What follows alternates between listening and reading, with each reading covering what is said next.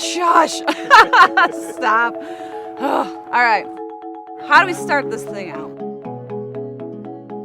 Well, my name is Carrie Keach. I'm married to my wonderful husband, Tom, and together we have 5 beautiful daughters. We stick together, we do everything together. Around November, which is the typical flu virus season, the kids all became sick with high fevers, and for some reason fever was the highest. The kids all shook it pretty well, except for Phoebe, it kind of lingered on. Come January, I kind of got a pit in my stomach that something wasn't right. The doctor thought, well, it could just be cradle cap, it could be an infection. Let's prescribe her some Bactrim, which we did. And then that weekend, I think I had that moment of clarity that this is not my kid. There is something greater than a simple infection wrong with her. That morning, I didn't even send my kids to school. I had them all packed in the car first thing in the morning. We were at the doctor's office before it even opened. I took her in there and I said, something's wrong.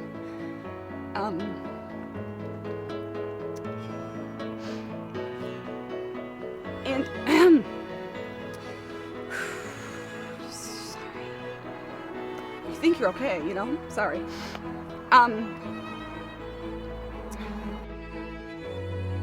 I can remember everything as vivid as the things I'm seeing right now. Looking for CS Mott entrance. The people already knew that we were coming. The staff knew we were coming, and they were extremely caring toward us and empathetic toward us. And it was the next 15 hours.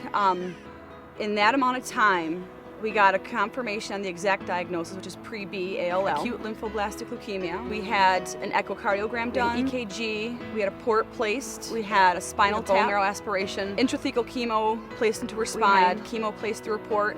You're scared, you're sad, you're angry. But then you just have these people that keep coming in that just tell you things that are keeping you hopeful. This hospital goes out of its way to make children forget what they're going through and just be a kid.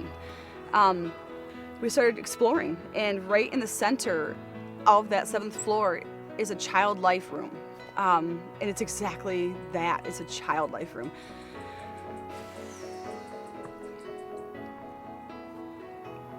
Oh, sorry. Okay. She was given a chemo called doxorubicin, which damages the heart.